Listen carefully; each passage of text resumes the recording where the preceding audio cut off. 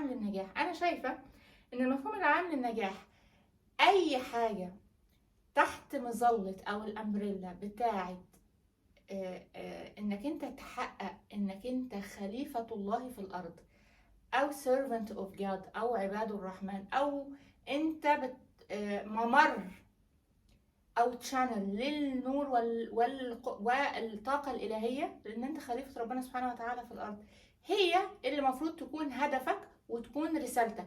انت ممكن تكون عارف الرسالة دي ومدركها، وممكن ما تكونش عارفها، مش مهم. مش مهم انك تقول انا مش عارف رسالتي هي ايه فمش عارف انجح في حاجة.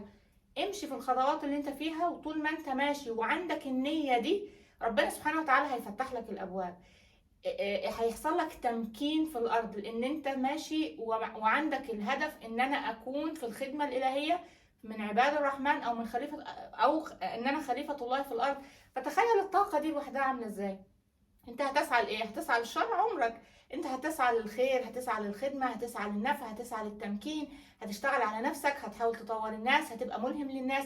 ايا ما كانت رسالتك، ان شاء الله تكون بتطبخ، بتطبخ لاولادها في المطبخ، انت هتكون بتوصل الحب، بتوصل الخدمة، بتوصل الرعاية بطريقة مختلفة تماما عن ما انت بتكون زهقان. وان انا مش الرسالة مش معناها انك انت تبقى هيرو. الرسالة ممكن تبقى حاجات بسيطة خالص ربنا خصك بيها، بس انت ادركتها وعرفت ازاي تعملها ومشيت في الطريق الصح. ساعتها ربنا سبحانه وتعالى هيرزقك التمكين والنفع والإلهام للناس، وهتبقى من الممكنين في الأرض.